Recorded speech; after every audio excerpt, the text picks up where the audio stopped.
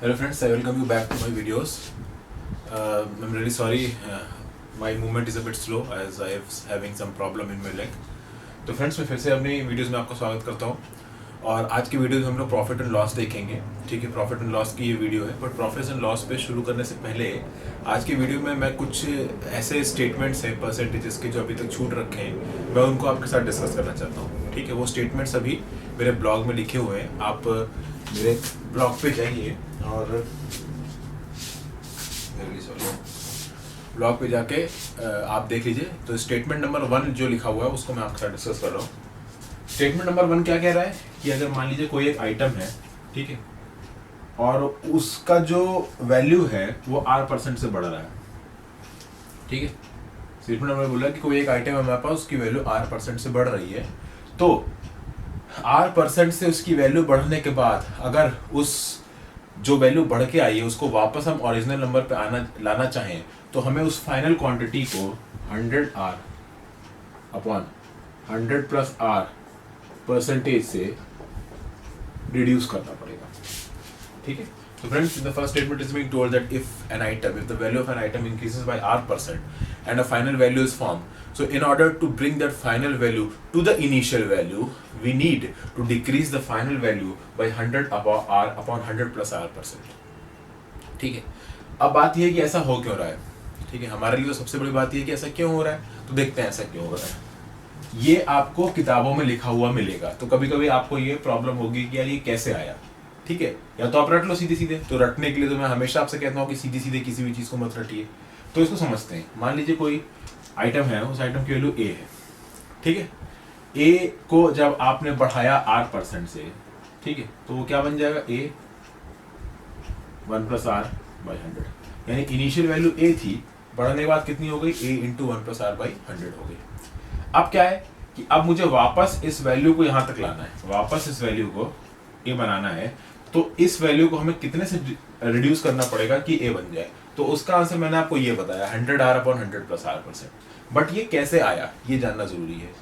ये कैसे आया जानने के लिए, ठीक है, देखते हैं। ये वैल्यू घट के इतनी हो रही है, ठीक है, A into 1 plus R by 100 घट के इतना हो रहा है। तो कितना घट रहा है, घट कितना रहा है आप देखोगे, घट रहा है A 1 प्लस R बाई 100, ठीक है, और उसमें से आप घटा कितना रहे हो, A R बाई 100 घटा रहे हो।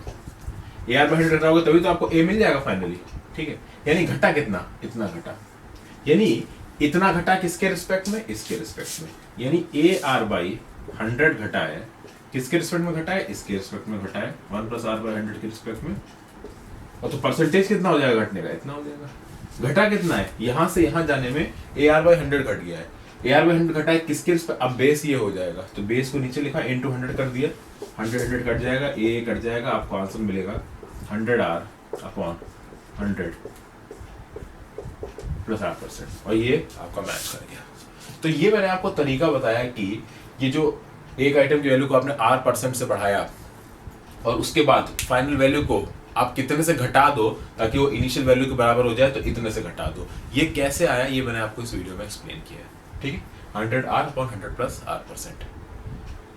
So friends, the question was that if an item increases by R% and a final value is formed, so in order to bring that final value back to the original value, we have to decrease that final value by this much percentage. That proving I have told here that if the initially say the value was A, it was increased by R%, it formed A into 1 plus R by 100. So in order to bring this A into 1 plus R by 100 back to A, what I have to reduce from A into 1 plus R by 100, I have to reduce AR by 100. So AR by 100 is reduced from this quantity. So what is the ratio of AR by 100 to this? This is the ratio AR upon 100 divided by A into 1 plus R by 100, and this is the fraction equivalent. In order to change into percentage, I multiplied it by 100 and I got the value as 100R upon 100 plus R percentage. So it is proved. So this was the first statement that I have given in my blog.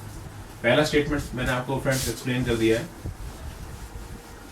अब statement number 2 पे आते हैं।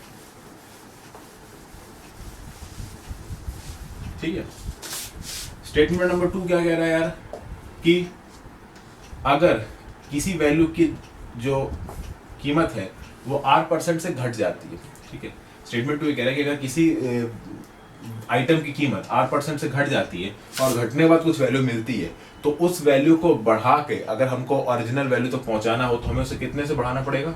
हमें उसे 100R/100 minus R% से बढ़ाना पड़ेगा। ठीक है, आइटम की वैल्यू R% से घटी है, घटने के बाद कुछ वैल्यू मिली होगी, उस घटी हुई वैल्यू को अगर फिर से हमें ओरिजिनल वैल्यू के बराबर करना है तो हमें उसे कितने से बढ़ाना पड़ेगा? 100R/100 माइनस R% से बढ़ाना होगा। ठीक है, इसको प्रूव करते हैं। मान लीजिए आइटम की इनिशियल वैल्यू थी A, वो R% से घट गई, घटने के बाद क्या बन जाएगी? A into 1 minus R/100। अब इस A इंटू 1 माइनस R/100 को वापस A बनाना है, तो कितना इसमें से आप जोड़ोगे? ठीक है, A इंटू 1 माइनस R/100 को अगर A बनाना है तो ऑब्वियस बात उसमें आप AR/100 जोड़ोगे, तो फिर कितना बढ़ा रहे हो? AR/100 बढ़ा रहे हो। किसके रिस्पेक्ट में बढ़ा रहे हो? इस क्वांटिटी के रिस्पेक्ट में बढ़ा रहे हो, तो नीचे लिखेंगे आप A 1 माइनस R/100, और ये क्या हो गया? ये हो गया फ्रैक्शन इक्विवेलेंट। तो फ्रैक्शन इक्विवेलेंट को परसेंटेज में चेंज करने के लिए आपने 100 से मल्टीप्लाई कर दिया, 100 कट गया, A कट गया, ये आपको क्या मिला? 100R/100 minus R percentage. तो जो दूसरे स्टेटमेंट में जो लिखा है कि किसी वैल्यू को आपने R% से घटाया, ठीक है, और फिर फाइनल मिली हुई वैल्यू को आपको इतने % से बढ़ाना पड़ेगा, that is R into 100 minus R% से बढ़ाना पड़ेगा ओरिजिनल वैल्यू बनाने के लिए। ऐसा क्यों हो रहा है, उसकी प्रूविंग ये है। So friends, in this question it was being told, in this statement it was being told to me that initially if the value of an item is decreased by R%, okay, if the value of an item is decreased by R% and the decreased value I have to increase in order to make it to the original value, I have to increase that decreased value by 100R/100 minus R%. So okay, how I have done it? Suppose the initial value is A, I decreased it by R%, so final value obtained is A into 1 minus R/100. Okay, now this A into 1 minus R/100 has to be made again A. In order to make this again A, I have to add AR/100 into it. That means AR/100 has to be added in it to the base of this quantity itself. So AR/100 upon A into 1 minus R/100. This is the fraction equivalent. I multiplied by it by 100 to make it a percentage, and I got the final answer as 100R/100 minus R%. Okay, friends. So this was the explanation of the two statements.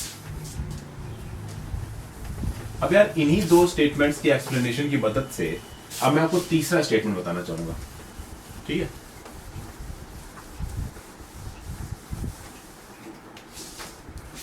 तीसरा statement क्या कह रहा है? तीसरा statement कह रहा है कि अगर कोई एक क्वांटिटी है x, ठीक है, एक क्वांटिटी है x और वो किसी क्वांटिटी y से R% ज्यादा है, ठीक है भाई, कि कोई क्वांटिटी है x और वो किसी एक क्वांटिटी y से R% ज्यादा है, तो ये क्वांटिटी y x से कितना % कम होगी? सिंपल सा सवाल है।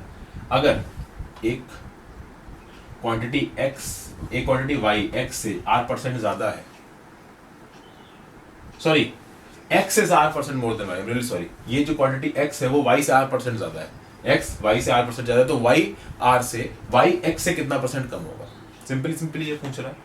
ठीक है, तो अगर x y से R% ज्यादा है तो y x से 100R अपॉन 100 प्लस R% कम होगा।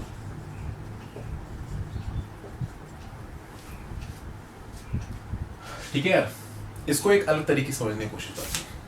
मान लीजिए x y से 20% ज्यादा है, ठीक है, x is 20% more than y, ठीक है, तो अगर y है तो x कितना हो जाएगा? x हो जाएगा 6/5y, ठीक है, तो अब x हो गया 6/5y। अगर मुझे ये पता करना है, ठीक है, अगर मुझे पता करना है कि ये वो y है वो x से कितना कम है, ठीक है, वो y है वो x से कितना कम है, तो आपको क्या करना पड़ेगा? आप देख सकते हैं कि x तो x है, सॉरी, x तो 6/5y है और y है, ये y इससे कितना कम है, तो ये y इससे कितना कम है? 1/5y कम है, लेकिन किसके रिस्पेक्ट में कम है? 6/5 के y के रिस्पेक्ट में। तो आपको क्या मिल गया? 1/6 मिल गया। 100 से मल्टीप्लाई करेंगे तो क्या मिल जाएगा? 16.66%। और आप उसी जगह पे अगर आप इस r की जगह 20% पुट कर देते हैं, ठीक है, तो अभी पता चल जाएगा कि x अगर y से 20% ज्यादा है तो y कितना कम होगा। आप यहाँ पे 20 रख दीजिए, तो ये जगह 100 इंटू 20/120। आप इसको सॉल्व करिए, यहाँ से भी आपको 16.66% आंसर मिल जाएगा। तो फ्रेंड्स, मैं बेसिकली आपको बताने की कोशिश क्या कर रहा हूँ, मैं आपको ये बताने की कोशिश कर रहा हूँ ये जो स्टेटमेंट नंबर 3 है, ये काफी हद तक स्टेटमेंट नंबर 1 के जैसा ही है, ठीक है। वहां पे क्या था कि यार वहां पे किसी चीज के दाम को बढ़ा रहे थे, वैल्यू को बढ़ा रहे थे और फिर उसको कम कर रहे थे बराबर लाने के लिए। यहाँ पे दो अलग अलग चीजों को ले लिया, ठीक है, और कह दिया कि एक चीज दूसरे से 8% ज्यादा है तो दूसरी चीज पहले से कितना कम होगी। तो अगर एक चीज दूसरे से 8% ज्यादा है तो क्वेश्चन यही तो पूछ रहा है कि दूसरे को कितना % कम कर दो कि वो पहले के बराबर हो जाए, यही तो पूछ रहा है, ठीक है। तो x अगर y से r% ज्यादा है तो y x से कितना % कम है, ये निकालने के लिए आप 100r/100+r% यूज कर लेंगे सिंपली, ठीक है। तो ये स्टेटमेंट नंबर 3 है। In this statement is being told that if an quantity x is r% more than y, then how much less is y than x? So in order to find out how much less is y than x, what I have to do, okay, I have to use this formula 100r/100+r%. Right? And this is 100r/100+r% percent will be less than x. Y will be less by 100r/100+r/% than x. Okay.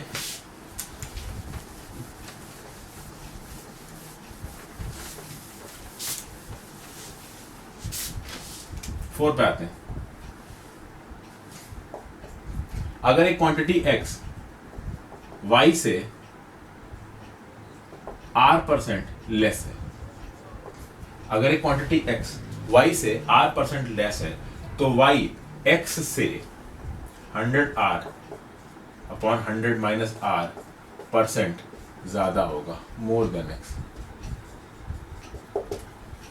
ठीक है friends. मैं फिर से repeat कर रहा हूं, अगर कोई एक क्वांटिटी x y से r% कम है तो y x से 100r/100 - r% ज्यादा होगा। देखते हैं, मान लीजिए x y से 20% कम है, ठीक है, x y से 20% तो y तो y है और x कितना हो जाएगा 8y और ये तो y है, ठीक है। तो अब अगर पूछा जाए कि y x से कितना ज्यादा है तो y x से कितना ज्यादा होगा, ध्यान दीजिए, y x से वैसे तो 0.2y ज्यादा है, लेकिन किसके रिस्पेक्ट में बात हो रही है, x के रिस्पेक्ट में बात हो रही है, तो नीचे आप 0.8y रख लीजिए और ये फिर क्या जाएगा 25%। तो ऐसे 25% निकला। और यहाँ पे भी देख लेते हैं, अगर r की वैल्यू को आप 20% रख दें और यहाँ पुट करें तो हो जाएगा 100 इंटू 25 अपॉन, सॉरी ये 20 है, r 20 है, 100 इंटू 20 अपॉन 100 - 20 80, ये 4, ये भी आपको 25% मिल गया। यानी क्या पता चल गया कि y x से 25% ज्यादा हो गया, ठीक है। यानी अगर x y से r% कम है तो y x से 100r/100 - r% ज्यादा होगा। ये चीजें बुक्स में लिखी हुई है, इसलिए मैंने आपको एक्सप्लेन कर रहा हूँ। अगर आप यूज करना चाहते हैं तो करिए, नहीं यूज करना चाहते हैं मत करिए। सो friends, what I am telling you that suppose in this statement 4 it is being told that if x is r% less than y, then y will be 100r/100 - r% more than x. This is what the statement is telling you. Okay friends, moving forward.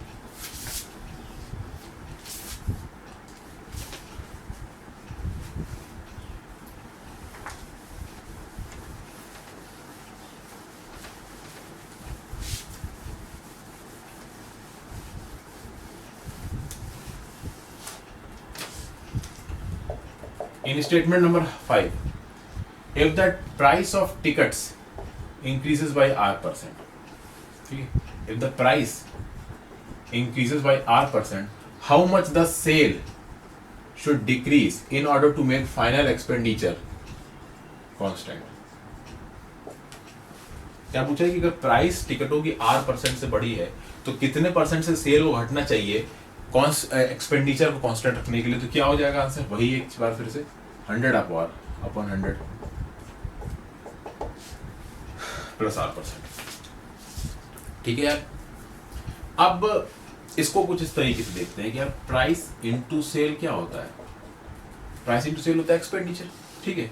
मान लीजिए कि expenditure में 0% का increase है, constant बोल रहे हैं तो 0% का इंक्रीज है, और प्राइस बढ़ गई आपकी r% से, तो हमको सेल निकालना है।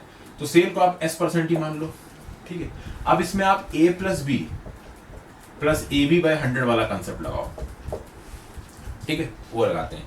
तो क्या हो जाएगा r + s ठीक है, plus R into S by 100 equals to 0। Solve करते हैं, एस इधर है, 1 प्लस आर बाई 100 कॉमन हो जाएगा, इधर माइनस आर चला जाएगा ये वाला, इसको सॉल्व करिए तो ये जाएगा minus of 100 R upon 100 plus R. ये क्या बता रहा है कि 100 आर अपॉन 100 प्लस आर का डिक्रीज हुआ है सेल में। ठीक है, तो यार अब आप समझ रहे हो ना कि ये a plus B plus A B by 100 भी वही चीज है जो हम अभी तक लगाते आ रहे हैं। Statement 1, statement 2, statement 3, statement 4, statement 5 में भी यही लग रहा है। मैं अलग अलग स्टेटमेंट्स लेके आपको यही समझाने की कोशिश कर रहा हूँ कि ये a plus B plus A B by 100, ये 100 आर अपॉन 100 प्लस आर, ये 100 R upon 100 plus minus R, ये बेसिकली एक ही चीज है परसेंटेजेस को ठीक से समझने के लिए। और अगर आप परसेंटेजेस को समझेंगे तभी आप प्रॉफिट एंड लॉस समझ पाएंगे, तभी आप डीआई के क्वेश्चंस को सॉल्व कर पाएंगे, तभी आप पार्टनरशिप के कॉन्सेप्ट को समझ पाएंगे, तभी आप एसआईसीआई समझ पाएंगे। अगर आपको परसेंटेजेस क्लियर नहीं हुआ, उसको आप कंसोलिडेशन में नहीं देख पा रहे हैं, तो आपको कुछ भी समझ में नहीं आएगा और सबको आप अलग अलग लगेगा, हालांकि है सब एक ही चीज। तो यहाँ से हमें एस क्या पता चला, माइनस साइन दिखा रहा है कि घट रहा है। कितना घट रहा है, 100 आर अपॉन 100 प्लस आर। और यही तो बोल रहा है स्टेटमेंट 5 कि अगर आप किसी टिकट की प्राइस को R% से बढ़ा रहे हो तो उन टिकट्स की सेल को 100 आर अपॉन 100 प्लस R% से घटना होगा ताकि एक्सपेंडिचर कांस्टेंट रहे। और बाकी चीजों में भी आप यही लगा सकते हो जो अभी तक हम स्टेटमेंट 1, 2, 3, 4 पढ़ते आ रहे हैं। So friends, what I have done in this thing, the price of the ticket increased by R%, and it was being told that the sale will decrease by 100 R upon 100 plus R% in order to make expenditure constant. I am trying to prove this thing. So in order to try to prove this thing is that price of the ticket is P, number of tickets sold is S is equals to expenditure. Now in the condition it is being told that expenditure is not increasing or decreasing, so the percentage decrease or increase in expenditure is 0%. Obviously the price of the ticket is increasing by R%, so I have to find out what will be the change in the sale of tickets. So I assume the change in the sale of tickets is S%, and I use the formula A plus B plus AB by 100, which I have already explained you earlier. So putting the value of A as R and B as S, I found out R plus S plus RS by 100 is equals to 0. Solving, I got the value of S is minus of 100 R upon 100 plus R. This minus denotes decrease, and this 100 R upon 100 plus R denotes the percentage decrease in the sale of tickets. Okay, moving on to my next statement.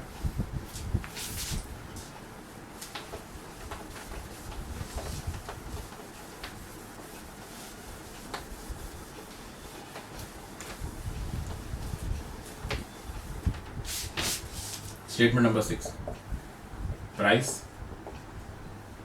sale. इसमें क्या बोल रहा है कि यार ticket को आप R% से घटा दो तो सेल कितने से बढ़ जाएगी, फिर वही चीज 100 माइनस R% से बढ़ जाएगी क्योंकि आपको एक्सपेंडिचर को 0% यानी कांस्टेंट रखना है। ठीक है, फिर वही चीज प्राइस इंटू सेल क्या होता है, एक्सपेंडिचर होता है। ये 0% बढ़ रहा है, प्राइस R% से घट रही है, तो सेल का क्या होगा, सेल को आप S% मान लो और जोड़ते हैं। तो अब यहाँ पे क्या R घट रहा है तो इसको आप माइनस R लिखोगे। ठीक है, और plus of S minus of RS by 100 को आप 0 पुट कर दो। ठीक है, अब इसमें S 1 माइनस R बाई 100, आपने दोनों टर्म्स में से S कॉमन लिया, R को इधर लेगा तो ये R हो गया, और ये S कितना आ जाएगा 100 R अपॉन 100 माइनस R%। तो ये कितने से घटा, 100 R upon 100 minus R% has proved. यानी मैंने फिर से A plus B plus A B by 100, ये कौन सा कॉन्सेप्ट है, A प्लस बी, ये हरफन वाला कॉन्सेप्ट है, इसका ए बी बाई 100 का कॉन्सेप्ट है। इस A plus B plus A B by 100 concept पे मैंने आपका प्रूव भी किया था अपने परसेंटेजेस के इनिशियल वीडियोस में, देखिए शायद परसेंटेज की दूसरी या तीसरी वीडियो प्रूव किया, आप चेक कर लीजिएगा।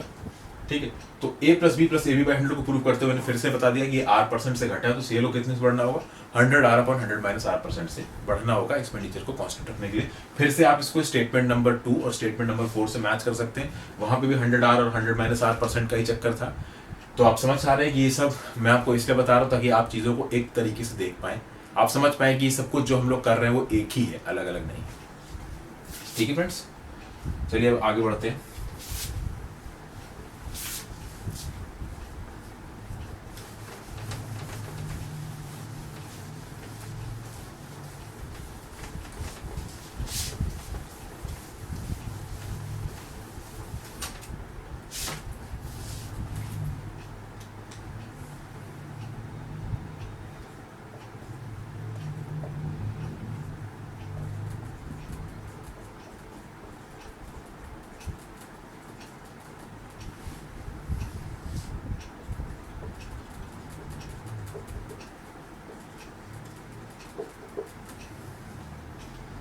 यार ये कुछ चीजें लिखी मैंने आपके पास, ये सीपी क्या डिनोट कर रहा है, obviously cost price, selling price SP. Gain profit, gain profit कब होगा, प्रॉफिट तब होगा कि जब आप चीजों को खरीदें जिस दाम में और उसके बाद उन इसी चीजों को किसी दूसरे को बेचें तो जिस दाम पे आपने खरीदा था उससे ज्यादा पे बेचें, क्योंकि जब आप उससे ज्यादा बेचेंगे तभी आपको प्रॉफिट होगा। तो गेन प्रॉफिट कब मिल सकता है, जब सेलिंग प्राइस कॉस्ट प्राइस से ज्यादा हो, और जब सेलिंग प्राइस कॉस्ट प्राइस से ज्यादा होगी तो गेन प्रॉफिट कितना होगा, selling price minus cost price. ठीक है, जब आप बेच ज्यादा पे रहे खरीद कम पे रहे तब आपको प्रॉफिट होगा, कितना होगा, selling price minus cost price. Loss कब होगा, कि जितने पे आपने चीज को खरीदा उससे कम पे बेचा, तो ऑब्वियसली बात है आपका कुछ कमीशन बना ही नहीं, आपका कुछ कमीशन बना ही नहीं तो आपको घाटा हो गया, कितना हो गया, सीपी माइनस एसपी। ठीक है, प्रॉफिट परसेंटेज क्या होगा, अच्छा याद रखिएगा जब भी आप प्रॉफिट परसेंटेज निकालेंगे, लॉस परसेंटेज निकालेंगे, तो जब भी परसेंटेज की बात आती है यार, सॉरी,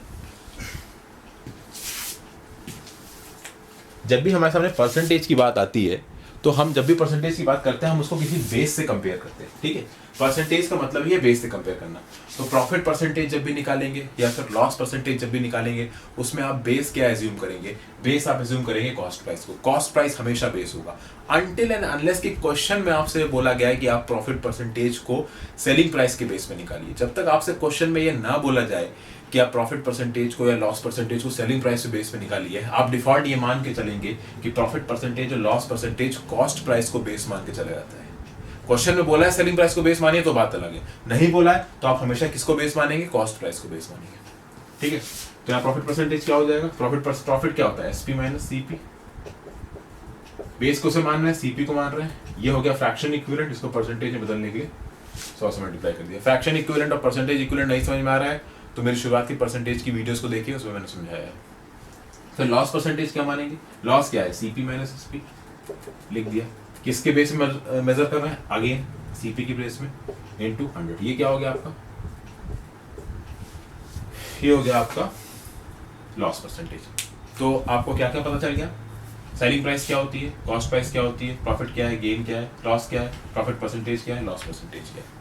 तो बात तो ये है कि ये सब बता के मैंने आपको कोई बहुत बड़ी चीज़ नहीं बताई है, ये तो मैंने एक तरीके की फॉर्मेलिटी की है, ये ऑलमोस्ट हम सबको पता होता है कि ये क्या चीज़ है। So friends, first of told you some basic terminology. CP denotes cost price, SP denotes selling price, gain profit denotes whenever we purchase a thing for some quantity and sell it afterwards. So if the selling price is greater than the cost price, we are going to get gain or profit, and that profit will be equals to selling price minus cost price. And whenever we are purchasing a thing for a certain amount and selling it for an amount which is less than at which we have purchased it, then there will be a loss percentage, and loss percentage will be equals to cost price minus selling price. Okay, because cost price is greater than selling price. Then what is profit percentage? So in order to find out the profit percentage, obviously it will be profit upon base. We always know that percentage, whenever we find percentage of anything, we suppose a base. Whenever we are talking about profit percentage or loss percentage, by default we will assume the base to be cost price until and unless in any specific condition or question or any type of question it is being told that you have to calculate the profit and percentage and loss percentage on basis of selling price, then you are going to place in the denominator as selling price. Until and unless nothing is told to you, you will always assume that profit percentage and loss percentage will be calculated on this cost price. And obviously suppose you buy a thing for 10 rupees and you sell it for 11 rupees, so there is a profit of 1 rupees. Your investment is 10 rupees, so you are going to calculate your profit on that 10 rupees, that is your cost price, not on selling price. Okay, so profit percentage and loss percentage are always calculated on the basis of cost price, on the basis of cost price. But if in a question it is being told that you have to calculate it on the basis of selling price, then in the base you are going to put selling price, otherwise it is always cost price. So profit percentage becomes profit, that is selling price minus cost price upon cost price. This selling price minus cost price upon cost price is fraction equivalent, and in order to change this fraction equivalent into percentage, you have to multiply it by 100. And similarly for loss percentage, it will be loss upon cost price. What is loss? Loss is cost price minus selling price upon cost price into 100. So this becomes loss percentage. Okay, so this is profit percentage, this is loss percentage. Now after looking at these things, these are the very basic formulas which almost all of you know. Okay, These are the formulas which you all know. Now there are some formulas that you need to know more. वो कौन कौन से formulas हैं वो भी देखते हैं.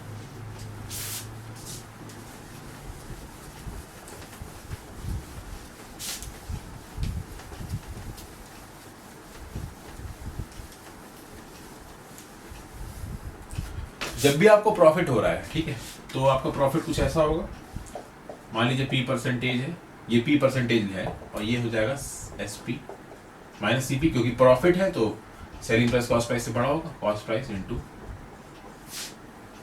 100 ये हो जाएगा. ठीक है, अब एक काम करो, इस P परसेंट को आप इस P को परसेंटेज मान के चलो कि ये परसेंटेज प्रॉफिट है. ठीक है, मैं कुछ इसमें तिगड़म भिड़ाता हूँ. क्या तिगड़म भिड़ाऊंगा? मैं इस 100 को यहाँ ले आ रहा हूँ, P/100 हो जाएगा और कॉस्ट प्राइस को इससे मल्टीप्लाई कर दे रहा हूँ इधर, इंटू कॉस्ट प्राइस हो जाएगा. ये किसके बराबर हो जाएगा? Selling price minus cost price के. ठीक है, पहली चीज हमने करी. उसके बाद आप इस कॉस्ट प्राइस को इस तरफ ले आइए. ठीक है, तो ये हो जाएगा P-100, ये माइनस में है तो इधर आके प्लस हो जाएगी, तो इंटू CP तो पहले से है और उसमें आपने कॉस्ट प्राइस जोड़ दी. ये किसके बराबर हो गया? सेलिंग प्राइस के बराबर. ठीक है, CP कॉमन ले लीजिए यहाँ से, तो कॉस्ट प्राइस अब कॉमन ले लेंगे तो क्या बचेगा? P/100 plus 1 is equal to selling price. 100 को यहाँ ऊपर मल्टीप्लाई कर दीजिए, CP ये बन जाएगा P plus 100/100 equals to SP.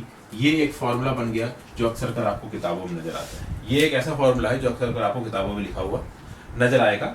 ये कहाँ से आया मैंने आपको बता दिया. ठीक है, तो ये एक फॉर्मूला हो गया. एक और फॉर्मूला देखते हैं. ठीक है, मान लीजिए, ठीक है, कि ये कॉस्ट सेलिंग प्राइस को हम कॉस्ट प्राइस के टर्म्स में ला रहे हैं. अब मैं कॉस्ट प्राइस को सेलिंग प्राइस के टर्म्स में लाने की कोशिश करता हूँ. ठीक है, कॉस्ट प्राइस को सेलिंग प्राइस के टर्म्स में लाने की कोशिश करूंगा तो कैसे लाऊंगा देखते हैं.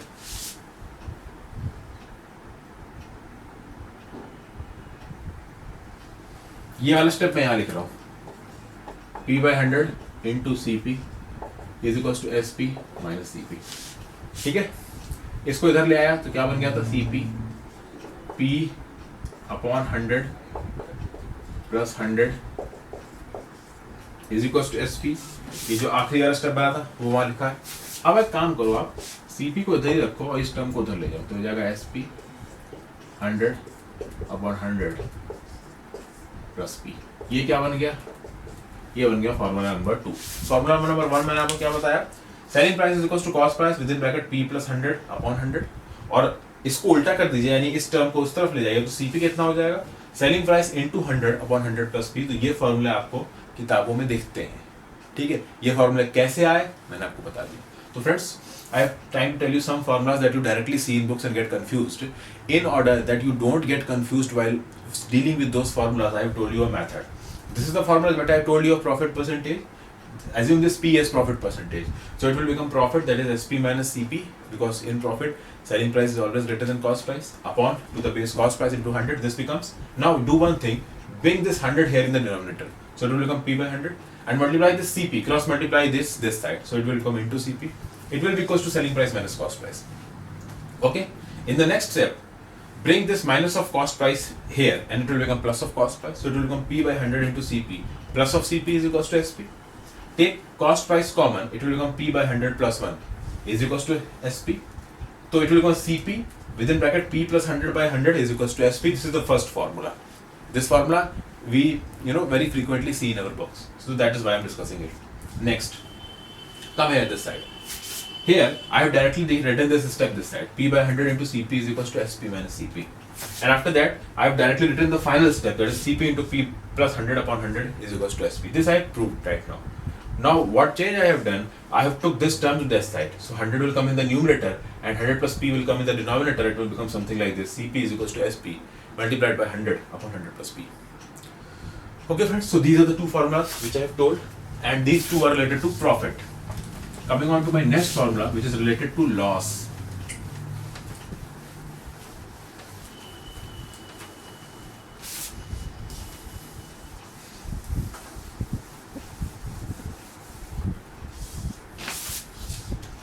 लॉस परसेंटेज क्या होता है? मान लीजिए L है, परसेंटेज में है, इसको आपने लिखा CP minus SP upon CP into 100, ठीक है। सॉल्व करते हैं, वैसे 100 को नीचे ले आया तो L/100 हो गया, CP को मल्टीप्लाई कर दिया तो इधर CP हो गया, और ये क्या बच गया, CP माइनस SP हो गया। अब एक काम करिए, इस माइनस ऑफ SP को इधर ले आइए और इस पूरे टर्म को उस तरफ ले जाइए, तो ये माइनस ऑफ SP इधर आके प्लस SP हो जाएगा, और ये CP तो इधर है ही, और इस पूरे टर्म को इस तरफ ले गए तो हो जाएगा L/100 इंटू CP। उसके बाद आपने ये CP कॉमन ले लिया तो क्या मिला आपको 100, 1 माइनस L/100 लिखा, उसको मैंने लिख दिया 100 माइनस L/100। तो आपको एक फॉर्म नजर आया, कौन सा फॉर्मूला नजर आया, फॉर्मूला नंबर 3। क्या है ये formula, selling price is equals to cost price with in bracket 100 minus L upon 100 and obviously minus this is denoting the loss percentage. तो एक फॉर्मूला आपका और क्या बन गया, selling price equals to cost price with in bracket denominator में 100 और numerator में 100 माइनस L। और इसी को हल्का सा चेंज करने के लिए आप क्या करिए, इस वाले टर्म को जो ब्रैकेट में है इधर क्रॉस मल्टीप्लाई कर दीजिए, तो इधर क्रॉस मल्टीप्लाई कर देंगे तो 100 CP से SP के न्यूमरेटर में चला जाएगा और ये वाली चीज डिनोमिनेटर में आ जाएगी। देखते हैं, ये तो CP ऐसे ही रहेगा और SP के साथ न्यूमरेटर में 100 आ जाएगा और ये 100 माइनस है डिनोमिनेटर में चल जाएगा, और ये आपका बन गया फॉर्मूला नंबर 4, ठीक है। तो प्रॉफिट एंड लॉस के केस में भी मैंने क्या किया कि सेलिंग प्राइस को कॉस्ट प्राइस के टर्म्स में लेके आए, और उसी प्रॉफिट एंड लॉस के केस में मैं कॉस्ट प्राइस को सेलिंग प्राइस के टर्म्स में लेके आया। और यही 4 फॉर्मूलेज होते हैं जो आपके सामने किताबों में लिखे होते हैं, आप देख देख कंफ्यूज होते हैं कि भाई ये कहाँ से आए, ये यहाँ से आए, ठीक है फ्रेंड्स। तो अभी तक हमने ये कुछ चीजें देखी हैं, अब एक क्वेश्चन सॉल्व करते हैं। उस क्वेश्चन के दम पे एक और कॉन्सेप्ट मैं आपको बताने की कोशिश करूंगा, ठीक है।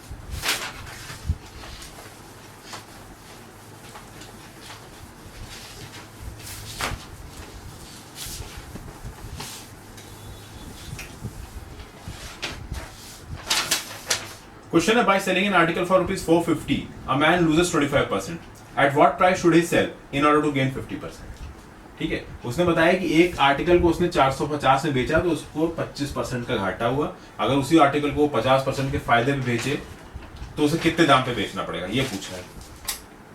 अब इसमें क्या है यार कि 2 प्रॉफिट परसेंटेज आ गया इन्वॉल्वमेंट और 2 सेलिंग प्राइस आ गए, ठीक है। 2 सेलिंग प्राइस आ गए, 2 प्रॉफिट परसेंटेज आ गए, लेकिन कॉस्ट प्राइस तो एक ही रहेगी, ठीक है।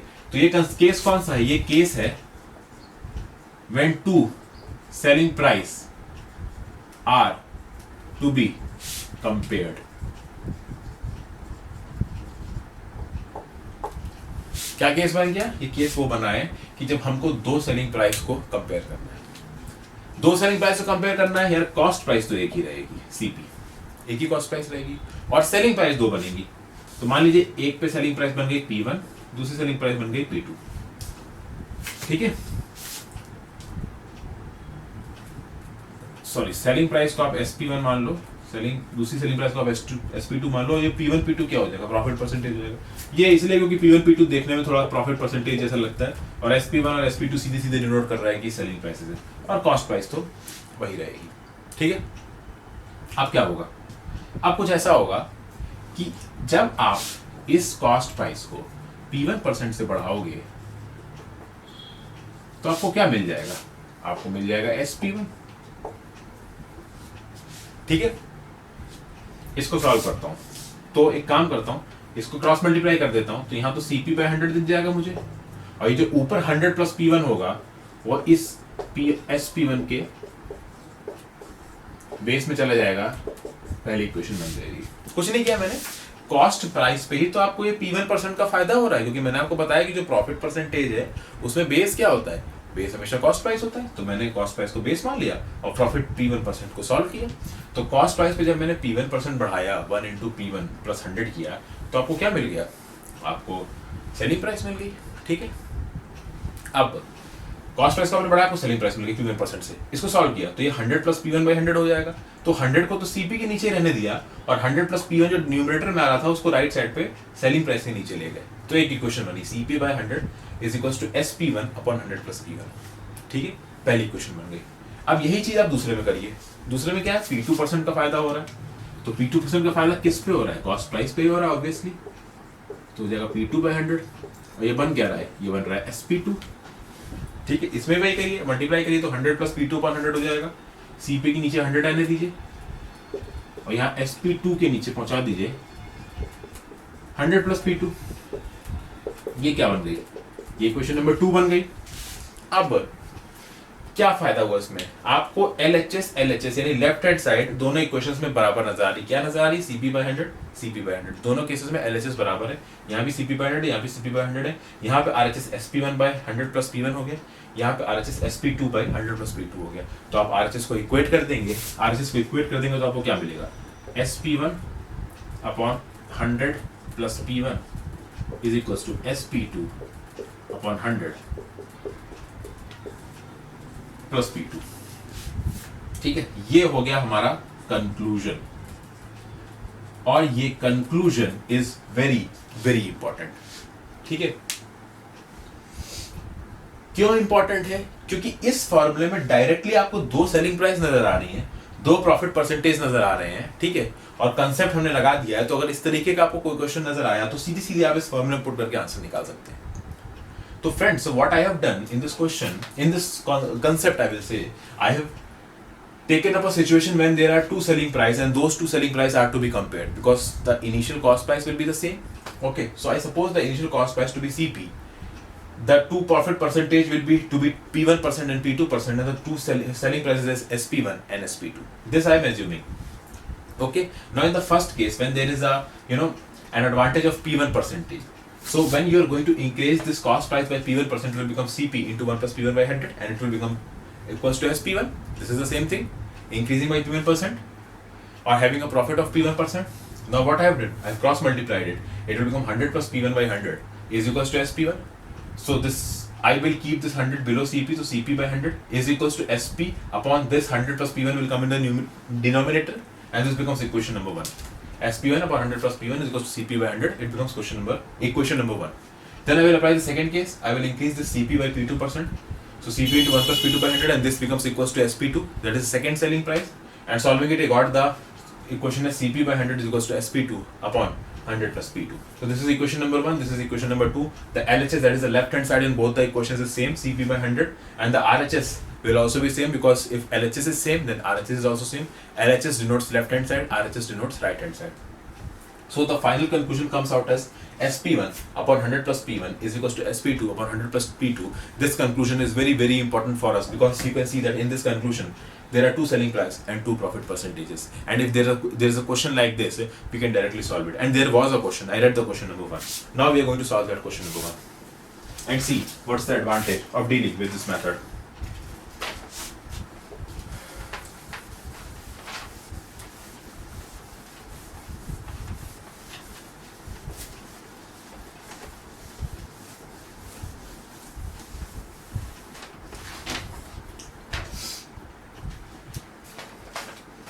What does question number 1 says? Question number 1 क्या कह रहा है कि यार एक आर्टिकल को जब आप 450 रुपए में बेच रहे हो, ठीक है, तो 25% का आपको घाटा हो रहा है, तो आप उसको किस प्राइस पे बेचो। ठीक है, ये हमको निकालना है कि आपको 50% का फायदा हो जाए। ठीक है, ये क्वेश्चन बोल रहा है।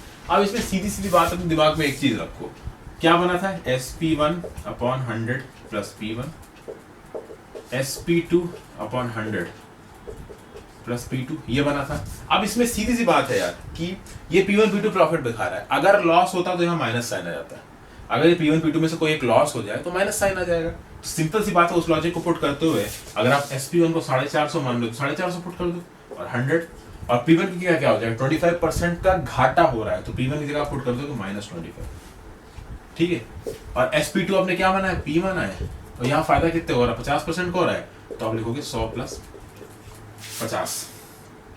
तो इसको सॉल्व करो तो क्या हो जाएगा, 450 by 75 is equal to P by 150। ठीक है, ये 75 दो बार कट जाएगा और P कितना निकल के आ जाएगा, 900 रुपए। तो आपका आंसर क्या आ जाएगा, 900 रुपए। आप देख सकते हैं कि इस चीज को मैंने कितना सिंपली आज यूज किया। प्रॉफिट दे रखा है तो आप प्लस में ले लीजिएगा प्रॉफिट परसेंटेज का साइन, और अगर लॉस दे रखा है तो माइनस में ले लीजिएगा। ठीक है, तो ये जो मैंने आपको बताया था कि जो दो सेलिंग प्राइसेस हैं और दो प्रॉफिट परसेंटेज है, उसके बेसिस पे जो मैंने कंक्लूजन निकाला था उसका क्या फायदा है, उसका ये फायदा है। तो एक केस तो हमने ये देखा है। ठीक है, in fact what has been told to me, the question to us that when we are selling an item at 450 rupees, we are getting a loss of 25%, and when if we sell at what price we will sell that item to get a profit of 50%. So in this case, what I have done, the thing that I have done is that I've used the formula that I have derived earlier, that was SP1 upon 100 plus P1 is equals to SP2 upon 100 plus P2. And in this case, if I assume this SP1 to be 450, I will assume that P1 is equals to minus 25, because 24% loss means of minus 25. So it will become 100 minus 25. And I will assume that SP2 is equals to P, and P2 is a profit of 50%, so it will become 100 plus 50. Solving it, I got the answer as P is equals to 900 rupees. अब इसको directly करते तो क्या करते, ये तो हो गया फॉर्मूले के बेसिस पे. कुछ लोग बोलेंगे कि यार ये मैं फॉर्मूला क्यों रटूं, ठीक है, मैं नहीं रटता. तो अगर मैं नहीं रटना चाहूंगा फॉर्मूला को, तो मैं क्या करूंगा, कैसे सवाल को सॉल्व करूंगा. 450 रुपए का जब खरीदा तो 25% का घाटा हो रहा है, ठीक है. तो 100% में से 25% का घाटा हो रहा है, तो सीधी सीधी बात है कि 75% कितना होगा, 75% होगा 450, ठीक है. और हमको करना क्या है, हमको 50% का फायदा लेना है. तो 100% के ऊपर 50% का फायदा कितना बना देगा, 150% बढ़ा देगा. तो अगर 75% 450 है, तो 150 कितना हो जाएगा, 900 हो जाएगा. तो सीधे ही आंसर मिल गया 900. इस तिगड़मबाजी की जरूरत ही नहीं है, ठीक है. तो डायरेक्ट करना है तो ऐसे करिए, तिगड़मबाजी लगानी, फॉर्मूले रटना है तो ऐसे करिए. दोनों तरीके मैंने आपको बता दिए. मैं कभी ये फॉर्मूले नहीं लगाता, हालांकि मैंने क्लास में देखा है, जब भी पढ़ाता हूँ कि लोगों को इसी तरीके के सॉल्यूशन समझ में आते हैं, तो मैं बता देता हूँ. लेकिन मैं तो कभी ऐसा करता ही नहीं. मैं क्या करूंगा, 100% भाई पूरी क्वांटिटी है, 25 का घाटा हो रहा तो कितने मिली, 75% की मिली. 75% कितना बता रहा है, 450 बता रहा है. फिर अगर उसी 100% में 50% का फायदा लेना तो कितने की मिलेगी, 150% मिलेगी. तो अगर 75 450 है, तो 75 को 200 मल्टीप्लाई कर दोगे तो 150 मिल जाएगा. तो 450 को भी 200 मल्टीप्लाई कर दो तो 900 मिल जाएगा, ठीक है friends. So this is the direct method I have told you. This was the formula method. I seldom use formula method, but this direct method I almost always use. So if there is a loss of 25% or 100%, 75% will be left, and that 75% is of 450. Okay, and it is being told to me that there is a profit of 50% or 100%. So the final quantity will be 150%. So if 75% corresponds to 450, 150% will correspond to 900 rupees. Okay friends, so this is question number 1. अब अगला जो हम case discuss करेंगे वो है question number 2 का. और इस क्वेश्चन नंबर 2 में मैं आपको एक ऐसा फॉर्मूला बताऊंगा जो अगर आप रट लेंगे तो वो आपके लिए फायदेमंद होगा. मैं बहुत कम ऐसे फॉर्मूले बोलता हूँ जो मैं आपसे कहता हूँ कि आप उन्हें रटें, बट ये उनमें से एक ऐसा फॉर्मूला होगा जिसको आप अगर याद करेंगे तो वो आपके लिए फायदेमंद होगा. क्वेश्चन नंबर 2 क्या कह रहा है, a man sold 2 Almiras for rupees 4800 each, 4800 each. On one he gains 30%, on the other he loses 20%. How much does he lose or gain in the whole transaction? ये उसने पूछा है, ठीक है. तो बात ये है, यहाँ पे केस कौन सा है, यहाँ पे केस ये है कि when selling price of 2 items is same. Case बन रहा है वो जब सेलिंग 2 आइटम्स हम बेच रहे हैं, उन दोनों आइटम्स की सेलिंग प्राइस एक है, लेकिन पहले केस में, ठीक है, और दूसरे केस में याद रखिएगा कि जो 2 आइटम्स बेच रहे हैं उनकी सेलिंग प्राइस सेम है, लेकिन एक आइटम पे हमको प्रॉफिट हो रहा है और एक आइटम पे हमको लॉस हो रहा है. कंडीशन कुछ ऐसी है, ठीक है. ये कुछ तरीके के स्पेसिफिक सवाल जो पूछे जाते हैं कि 2 आइटम हम बेच रहे हैं, ठीक है, और दोनों की सेलिंग प्राइस सेम है, और एक पे प्रॉफिट हो रहा है, एक पे लॉस हो रहा है. तो पहली कंडीशन क्या होगी कि जो प्रॉफिट परसेंटेज है ये लॉस परसेंटेज के बराबर नहीं होगा. और दूसरी क्या होगी कंडीशन, ये जो प्रॉफिट परसेंटेज है ये लॉस परसेंटेज के बराबर होगा. तो friends, what is this condition? The condition is something like this, that when the selling price of 2 items is same, okay, and on selling 1 item I am getting a percent profit, and on selling the other item I am getting a loss, and the selling price is same in both the cases. And in this also 2 sub cases come. First sub case says that the profit percentage is not equals to loss percentage, and the second case says that profit percentage will be equal to the loss percentage. These are the 2 cases that I am going to see. Or it is a very specific type of questions, and it is very frequently asked in competitive examination. Especially the second case is asked more. Okay, and the solution of this second case is very easy. If you know the formula, if you don't know the formula, it becomes very difficult. And same goes for the statement number 1. If you know the formula of this thing becomes very easy for you. And if you don't know the formula, you will have to do a lot of calculation in this thing, which is not advisable in a competitive exam. So that is why I am going to prove the formula of both of these things in front of you. Okay, let's start.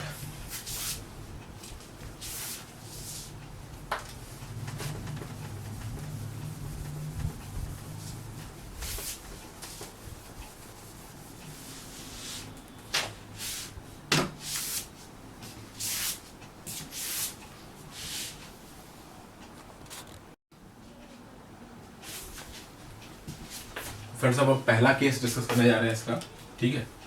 पहला case यहाँ पे selling price तो same है, ठीक है, but जो दो, एक प्रॉफिट एक लॉस है, उनकी क्वांटिटेटिव वैल्यू सेम नहीं है, ठीक है। तो मान लो यार कि कॉस्ट प्राइस C1 है, एक C2 है, ठीक है। सेलिंग प्राइस तो सेम ही हो गई है, ठीक है। एक पे P% का प्रॉफिट हो रहा है, एक पे P% का लॉस हो रहा है, ठीक है। तो अब यहाँ क्या कर सकते हो, C1 1 + P/100 = S, ठीक है। तो आपको C1 क्या मिल जाएगा, S/1 + P/100। सिमिलरली यहाँ C2 का आप क्या लिखोगे, 1 - L/100 = S, तो C2 S/1 - L/100, ये दो मिल गए आपको, ठीक है। लेकिन अब बात ये है कि यार C2 में आपने S/1 - L/100 लिखा है, मैं इसको फिलहाल के लिए, ठीक है, फिलहाल के लिए S/1 + L/100 मान रहा हूं। S/1 + L/100 क्यों मान रहा हूं कि यार हमें तो पता है कि अगर कोई लॉस परसेंटेज दे रखा होगा, L लिखा है, तो आप उसकी जगह अगर S/1 + L/100 आप मान रहे हो और L दे रखा है लॉस ऑफ 20%, तो आप -20 करके उसको 1 - 20/100 बना सकते हो, ठीक है। मैं यहाँ पे अपने इस प्रूविंग को आसान बनाने के लिए यहाँ पे 1 - L/100 ना लिख के 1 + L/100 लिख रहा हूँ, और मैं ये मान के चल रहा हूँ कि जो भी L की वैल्यू निकल के आएगी, अगर वो निगेटिव होगी तो माइनस में होगी, तो वो माइनस यहाँ प्लेस करके इस साइन को माइनस बना लूंगा, ठीक है। इसलिए मैंने इसको 1 + L/100 माना है, 1 - L/100 नहीं माना है, ठीक है। अब उसके बाद मैं क्या करूंगा, सेलिंग प्राइस क्या हो जाएगी, एक आइटम की S है तो दो आइटम्स की सेलिंग प्राइस क्या हो जाएगी, 2S हो जाएगी, ठीक है। एक आइटम की सेलिंग प्राइस S है तो दो आइटम सेलिंग प्राइस क्या हो जाएगी, 2S हो जाएगी। इसमें से माइनस करोगे, आप दोनों कॉस्ट प्राइस जोड़ोगे तो एक कॉस्ट प्राइस कितनी आ रही है, S/1 + P/100, ठीक है। अब इस 1 + P/100 को आप सीधे सीधे क्या लिखोगे, ठीक है, 100 तो ऊपर का ऊपर चला गया और नीचे 100/P हो गया, 100S/100 + P, 1 + P/100 है, 100 मल्टीप्लाई कर दिया, ठीक है। और C1 में आप C2 जोड़ो तो कितना हो जाएगा, 100S/100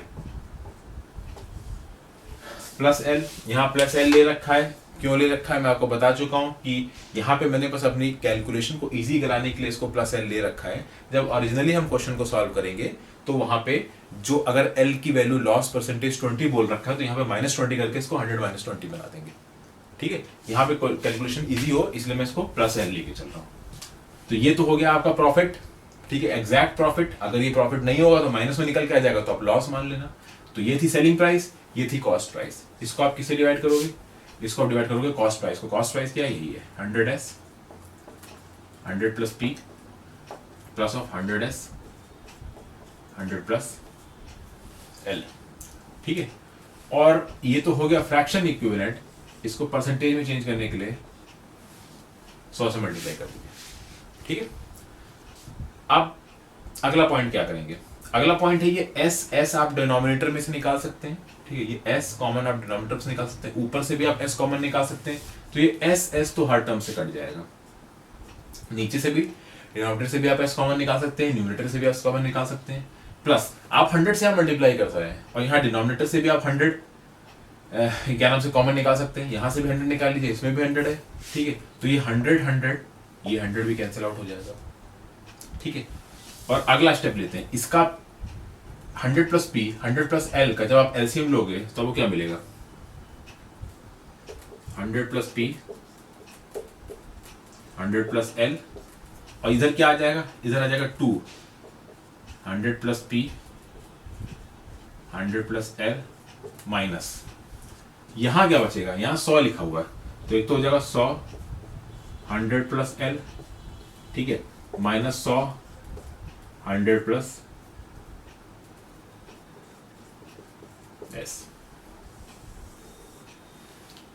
ठीक है। कुछ ये बताइए S, ये L मैं कुछ ऐसे बना दे रहा हूं, हो सकता है आपको साइन की वजह से कंफ्यूजन हो, ठीक है।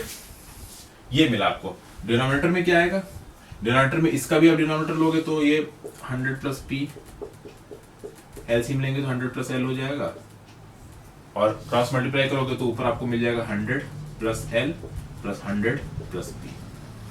ये दोनों टर्म्स कटते नजर आ रहे हैं, ये दोनों टर्म्स तो कट गए, बचा क्या, बचा कुछ ऐसा, ऊपर आ लिखते हैं 2 100 प्लस पी 100 प्लस एल, ठीक है।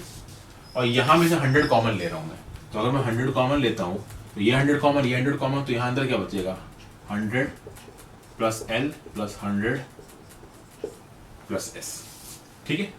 और डिनोमिनेटर में क्या आ जाएगा 100 प्लस एल, सॉरी ये एस नहीं है, ये पी है, ठीक है। और यहां पे भी आपका एस नहीं है, पी है।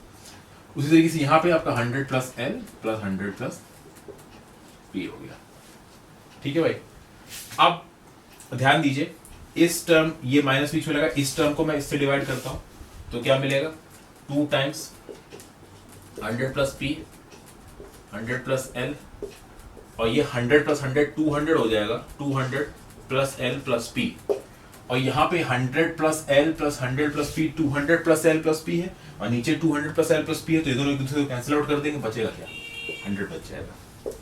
तो फाइनल फार्मूला आपको क्या मिला, फाइनल फार्मूला आपको मिला 2 with in bracket 100 plus P into 100 plus L upon 200 plus L plus P, और पूरे में से आपने क्या माइनस कर दिया 100 माइनस कर दिया। ये आपको क्या मिला, ये आपको मिला प्रॉफिट परसेंटेज और लॉस परसेंटेज। अगर ये प्लस में निकल के आता है तो प्रॉफिट परसेंटेज हो जाएगा, अगर ये माइनस में निकल के आता है तो लॉस परसेंटेज हो जाएगा, ठीक है। So this is what we have guide finally as my answer, और यही वो फॉर्मूला है जो आपको रटना है, ठीक है फ्रेंड्स। तो friends what I have done in order to find out the first case that I have discussed in which the selling price, the final selling price is same, but there is profit on one and the loss on other. That profit percentage and loss percentage are not equal. That was the question. So what I have done, I assumed the cost price of first item is C1, the cost price of second item is C2, and selling price of both the items is same. On there is a profit of plus %, and on second is a loss of L % is minus of L %. So I can write C1 into 1 plus P by 100 equals to S. That gives me the value of C1 is equals to S upon 1 plus P by 100, which you can also write as 100S upon 100 plus P. Okay, after that C2 into 1 minus L by 100 equals to S, which gives us C2 is equals to S minus 1 upon L by 100. Okay, but I am not putting it as 1 minus L by 100, I am putting it as 1 plus L by 100. Why I am putting it as 1 plus L by 100? Because I want to make by this calculation easy. Because at the end, if I am getting plus L in the expression, I can replace that plus L with a negative quantity, okay, and solve accordingly. So for my convenience, I am supposing this is 1 plus L by 100. Suppose if the loss is 20%, and in this form I am getting S upon 1 plus L by 100, so I can place L is equals to minus of 20%. The answer will remain the same, it is not going to change. And this S upon 1 plus L by 100 becomes 100S upon 100 plus L. 100S upon 100 plus L. Now, in order to find out the profit percentage, first I am writing selling price minus cost price. Selling price is S of both items. I have to find out the overall profit or loss. So overall selling price will be S plus S, 2S. Overall cost price will be C1 plus C2. C1 is 100S upon 100 plus P, here, wrote here, plus C2 is 100S upon 100 plus S, written here. So S, total selling price minus total cost price divided by total cost price, because percentage profit or loss percentage profit. Loss profit is calculating taking base as cost price. In the new denominator I am writing cost price, that is 100S upon 100 plus P, that is C1, and 100S upon 100S upon 100 plus L, this is the second cost price, that is C2, and I multiply, this becomes the fraction equivalent, multiplying it by 100 to make it as percentage. Now you can see that from the denominator I can take 100 common. If from the denominator I can take 100 common, it will become 100 within bracket S upon L 100 plus P plus S upon 100 plus L. This 100 will get cancelled out with this 100. It will cancel out. And similarly, in the numerator there is S in all terms. So you can take the common S from the numerator. And in the denominator also there are two terms and S is present in both of them. So we can also take S common from the denominator, and this SS will cancel out. So the 100 goes, S goes. After that, I take the LCM of 100 plus P and 100 plus L, put it here, and I multiply this 100 plus P and 100 plus L with 2. So it becomes 2 into 100 plus P 100 plus L minus of, within this bracket, 100 is P, 100 plus L is the, LCM. So it becomes 100 into 100 plus L minus, and then again minus 100 of 100 plus P. Okay. And in the denominator also, this LCM is taken, so 100 plus P, 100 plus L. And then in the numerator here, only one is remaining, so 100 plus L plus 100 plus P. This 100 plus P, 100 plus L in both the denominators get cancelled out. And finally, we are left with 2 into 100 plus P, 100 plus L. And here, I am going to take 100, 100 common in both of these terms. In both of these terms, I am taking 100 common, so I got minus 100. Within bracket, 100 plus L plus 100 plus P. And in the denominator, I am also having 100 plus L plus 100 plus P. Now I am going to divide this term by the denominator. So I get 2 into 100 plus P into 100 plus L divided by 200 plus L plus P. And also this whole term by this 100 plus L plus 100 plus P. This 100 plus L plus 100 plus P gets cancelled out, and minus 100 is remaining. So my percentage comes out as 2 into 100 plus P into 100 plus L upon 200 plus L plus P minus 100 percentage. If this comes as positive, this is profit percent. If it comes as negative, this is loss percent. Okay friends. अब यार मैं पहले वाली चीज पे आता हूँ. मैंने आपसे कहा था कि मैंने माइनस एल को प्लस एल मान लिया. ठीक है, माइनस एल को प्लस एल मान लिया. तो कुछ लोग कंफ्यूजन हुई होगी. अब यहाँ पे जहां पे आप प्लस एल लिखा है, मान लीजिए कि आपसे बोला जाए कि एक पे पी 10% प्रॉफिट हो रहा है और एल 20% का नुकसान हो रहा है, तो पी पे तो आप 10 लिख देंगे और एल की जगह माइनस 20 पुट कर देंगे. Okay friends, so for example in the question it is being told that one profit is 10% and the loss is 20%. So in that case, in the place of profit you are going to write 10%, but in the case of loss you are going to write minus. In the place of L you are going to write minus 20%, and this thing will be neutralized. This is why for my convenience of solving this equation, this formula, I took it as plus L, but here now you can replace this L with the minus sign. Okay, now solving the question that I was talking about. The question number 2. I will solve it here.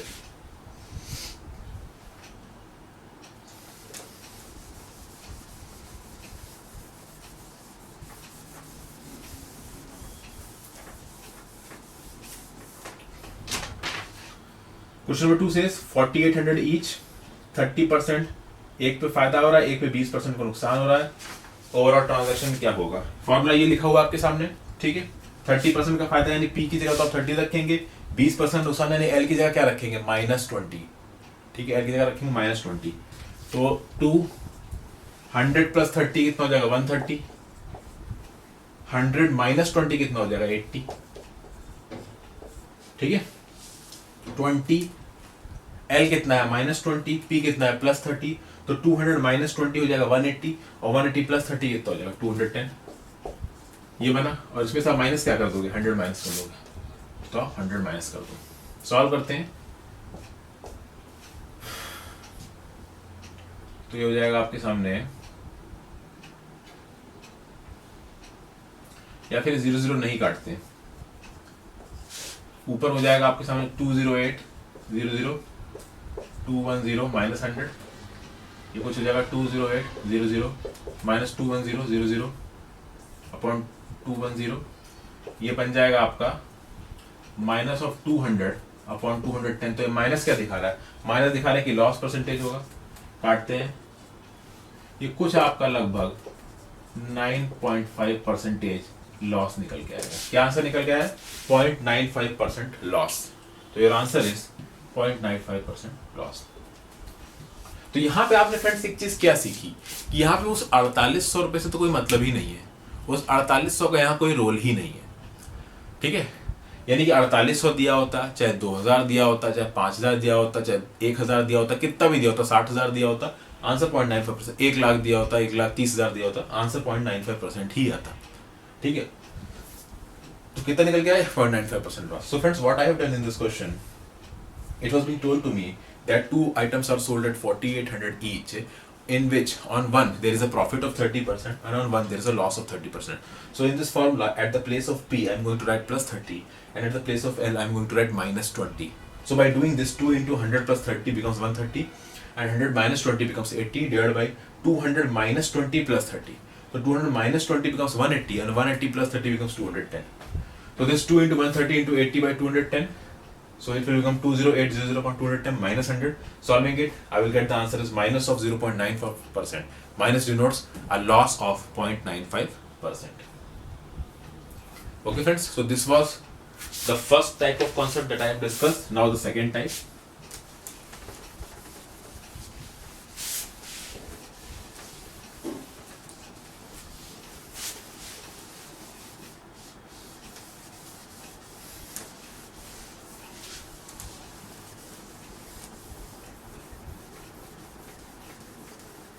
मैंने formula नहीं बताया है, ठीक है। Formula मैंने इसलिए नहीं बताया है क्योंकि यार क्या था कि ये फॉर्मूला हमको निकल के आया था जब प्रॉफिट परसेंटेज लॉस परसेंटेज के बराबर ना हो। मैंने बी केस में क्या बताया था कि प्रॉफिट परसेंटेज लॉस परसेंटेज के बराबर होगा, यानी दोनों की न्यूमेरिकल क्वांटिटी बराबर होगी, ठीक है। तो मान लीजिए दोनों आर है, ठीक है, दोनों की न्यूमेरिकल क्वांटिटी मैंने R% मान ली। अब प्रॉफिट है तो प्रॉफिट में तो ये प्लस ऑफ R% हो जाएगा, लॉस है तो लॉस में तो ये माइनस ऑफ R% हो जाएगा, ठीक है। तो दूसरे केस में जब आप किसी दो आइटम्स को सेम सेलिंग प्राइस पे बेच रहे हैं और एक पे आपको प्रॉफिट हो रहा है, एक पे आपको लॉस हो रहा है, और प्रॉफिट और लॉस की जो मतलब वैल्यू है, मैग्नीट्यूड है, वो बराबर है, तो उस केस में हमारा क्या फॉर्म निकलेगा, वो निकालने के लिए हम ये R% यहाँ पुट कर रहे हैं, ठीक है। तो 2 × 100 प्लस R, P तो प्लस है तो प्लस R लिखा है, और 100 प्लस L में L तो माइनस है तो 100 माइनस R लिखा है। नीचे 200 L की जगह लिखेंगे माइनस R और P की जगह लिखेंगे प्लस R, और उसमें से आप 100 माइनस कर दीजिए, तो यहाँ तो 200 बचा, ठीक है। तो ऊपर क्या हो जाएगा 2 with in bracket 100 square minus R square, और किसके बराबर हो जाएगा, यहाँ पे आपका माइनस ऑफ 200 100 हो जाएगा मल्टीप्लाई होके, और नीचे 200 ही रहेगा, ठीक है। इसको सॉल्व करते हैं, तो ये 2 मल्टीप्लाई कर दिए तो ये 100 का स्क्वायर कितना है 10,000 है, तो ये हो जाएगा 20,000 minus of 2R square minus of 20,000, और ये 200 से डिवाइड हो रहा है, ये तो कट गया, क्या बचा minus of 2R square by 200, क्या बच गया minus of R square by 100%, यानी कितने का घाटा हुआ R स्क्वायर बाई 100% का घाटा हुआ। ये माइनस साइन क्या डिनोट कर रहा है, जनरलाइज करके हमें पता चल गया कि माइनस में आंसर आ रहा है, यानी इस तरीके का ट्रांजैक्शन जहां पे सेलिंग प्राइस बराबर हो, ठीक है, और एक पे प्रॉफिट हो रहा है एक पे लॉस हो रहा है, और प्रॉफिट परसेंट का मैग्नीट्यूड लॉस परसेंट की मैग्नीट्यूड पे बराबर हो, तो इस तरीके के ट्रांजैक्शन में हमेशा घाटा होगा। ये माइनस साइन डिनोट कर रहा है, इस तरीके के ट्रांजैक्शन में हमेशा घाटा होगा, और कितने का घाटा होगा R स्क्वायर बाई 100 का घाटा होगा, ठीक है फ्रेंड्स। यहाँ पे तो क्या था कि P और L की एग्जैक्ट वैल्यू में पता नहीं है, और बाहर नेगेटिव में आंसर आ नहीं रहा है, ये चीज पॉजिटिव आ सकती है, तो ऑब्वियस सी बात है कि यहाँ पे तो मैं ये नहीं बोल सकता कि घाटा होगा कि फायदा होगा, क्योंकि आप L को -5 ले लीजिए और P को +50 ले लीजिए, तो ऑब्वियस सी बात है घाटा तो नहीं होगा, ठीक है। लेकिन जब इसमें आपने P की वैल्यू +R रखी और L की वैल्यू -R रखी, तो फाइनली सॉल्व करके आप कहाँ पहुंचे -R स्क्वायर बाई 100 पर पहुंचे। तो ये पता चल गया कि जब प्रॉफिट और लॉस की न्यूमेरिकल वैल्यूज आपस में बराबर हैं तो हमेशा घाटा होगा, और कितने का घाटा होगा R स्क्वायर बाई 100 का, इसीलिए minus of R square by 100 answer आ रहा है। तो friends, in order to solve the second part, that is the B part of the equation, ठीक है, profit percentage loss percentage magnitude is equal. I suppose the magnitude is R%. Obviously the profit percentage is positive, so it will be plus R, and the loss percentage is negative, so in that case it will be minus R. So I'm going to replace P with plus R and replace L with minus R. So when we are going to replace this, 2 × 100 plus P will become 100 plus R, and 100 plus L will become 100 minus R, because now I have replaced L with minus R, and that is what I am trying to explain you. In the denominator it is 200 minus R plus R. R gets cancelled out, minus of 100. Solving it, 100 plus R into 100 minus R becomes 100 square minus R square. So twice of 100 square minus R square, minus of, take this 200 that side, minus of 20,000 upon 200. Open it, so it becomes 20,000 minus 2R square minus 20,000. 20,000 gets cancelled out, remains minus 2R square upon 200. It becomes minus of R square by 100. This means that there is a loss of R square by 100%.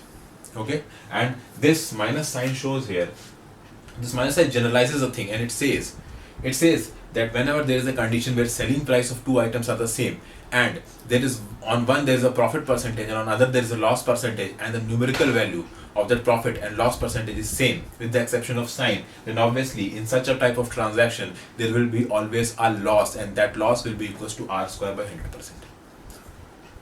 Okay friends, now question.